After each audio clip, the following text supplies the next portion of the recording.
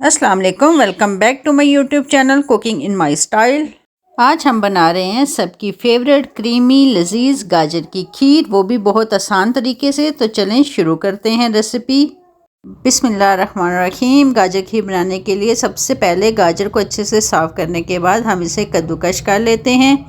गाजर खीर बनाने में सबसे मुश्किल स्टेप यही होता था, लेकिन आजकल के मशीनी दौर ने इस काम को बहुत आसान कर दिया है। 1 से 2 मिनट में ही ढेर सारी गाजर को मैंने कद्दूकश कर लिया है। अब लेते हैं एक बड़ा सा पतीला और इसमें लेंगे हम 2 लीटर पानी। 1 कप चावलों को अच्छे से धोने के बाद हमने इन्हें बॉयल करना है। अगर आपके पास टाइम कम है तो आप चावल को दरदरा सा पीस लें। चावल को 90% बॉयल होने के बाद आप इसे ग्राइंड भी कर सकते हैं। जो तरीका आपको आसान लगे, बस आपने टेंशन नहीं लेनी, कुकिंग को आसान बनाना है। मेरी पूरी कोशिश होती है कि मैं हर रेसिपी को बहुत आसान तरीके से ही आपके साथ शेयर करूं, ताकि जब आप मेरी रेसिपी को फॉलो करें तो आपको मुश्किल ना हो। लेकिन इसके लिए शर्त यह है कि मेरी वीडियो को आखिर तक देखा करें, ताकि आपको रेसिपी की सही समझ आ सके। चावलों को 80% बॉयल करने के बाद मैंने इसमें कद्दूकश की हुई लाल गाजर भी शामिल कर दी हैं, ताकि ये भी चावल के साथ अच्छे से गल जाएं। चावल और गाजर को दरमियानी आंच में तकरीबन 4 से 5 मिनट अच्छे से गलने दें। साथ साथ चम्मच भी चलाते रहें ताकि दोनों चीज़ें अच्छे से गल जाएं। हमने पानी के खुश्क होने तक दोनों चीज़ों को अच्छे से गलाना है। चावल हमने पीसे नहीं थे, इसलिए यहाँ हम साथ साथ चम्मच चलाते रहेंगे ताकि चावल भी पीसे जाएं और दोनों चीज़ें यकजान हो जाएं। पानी खुश्क हो गया है और चावल और गाजर अच्छे से यकजान हो चुके हैं। अब हम इसमें 2 लीटर फुल फैट मिल्क शामिल करेंगे। अगर आप फ्रेश मिल्क का इस्तेमाल करना चाहते हैं तो आप वो भी कर सकते हैं, कोई टेंशन की बात नहीं है।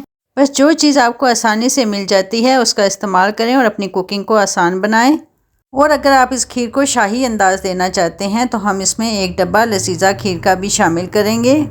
बस आपने ये माइंड में रखना है कि इस पैक में चीनी और ड्राई फ्रूट मिक्स होते हैं, इसलिए बाद में चीनी डालते हुए थोड़ी एहतियात करनी है। मैंने रेसिपी के फ्लेवर को बढ़ाने के लिए लजीजा खीर का इस्तेमाल किया है, आप इसे स्किप भी कर सकते हैं। 3 से 4 मिनट खीर को हल्की आंच पर गाढ़ा होने तक पकने दें। अगर आप इस खीर को मज़ीद मुनफरिद और वीआईपी अंदाज देना चाहते हैं तो इसमें थोड़ा सा कंडेंस मिल्क भी शामिल कर दें। ये दूध भी मीठा होता है, इसलिए हम चीनी का इस्तेमाल बहुत कम करेंगे। आंच को आपने कम ही रखना है, क्योंकि हल्की आंच पे ये खीर जितनी पकेगी इसका फ्लेवर इतना ही बढ़ेगा। इसलिए हल्की आंच पे ही हम इसे 10 से 15 मिनट तक अच्छे से पकने देंगे। 2 अदद सब्ज़ इलायची भी हम इसमें डाल देंगे, क्योंकि इलायची की खुशबू इसके फ्लेवर में मज़ीद जान डाल देगी। फ्लेवर को मज़ीद बढ़ाने के लिए 2 से 3 बर्फ़ी के टुकड़े भी काट के इसमें डाल देंगे, क्योंकि कहते हैं ना, जितना गुड़ डालो इतना ही मीठा होता है। इस तरह गाजर खीर का जायका भी बढ़ जाएगा और खाने वाला आपको दाद दिए बगैर रह नहीं सकेगा। आप देख सकते हैं खीर कितनी ज़बरदस्त गाढ़ी हो चुकी है। अब हम इसमें थोड़ी सी चीनी शामिल करेंगे। टेस्ट को बैलेंस करने के लिए चुटकी भर नमक भी इसमें जाएगा। हल्की आंच पे खीर को पकते 10 से 15 मिनट हो चुके हैं और खीर ज़बरदस्त सी गाढ़ी हो चुकी है। इस मज़ेदार सी खीर को मज़ीद क्रीमी बनाने के लिए हम इसमें 1 पैक डेयरी क्रीम का भी इस्तेमाल करेंगे। आप फ्रेश क्रीम का भी इस्तेमाल कर सकते हैं। क्रीम शामिल करने के बाद इसकी मज़ीद 1 से 2 मिनट के लिए कुकिंग कर लें, ताकि क्रीम भी इसमें अच्छे से हल हो जाए। ले जनाब, सबकी फेवरेट क्रीमी लजीज गाजर खीर रेडी है।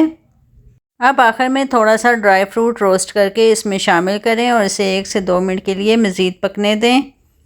रूह केवड़ा या सब्ज़ इलायची एसेंस से इसे दें आखिरी टच। अब बारी है आपकी, जल्दी से उठिए और आज ही ट्राई करें मेरी इस रेसिपी को और मुझे फ़ीडबैक में लाजमी बताइएगा कि आपकी ये मज़ेदार सी खीर कैसी बनी।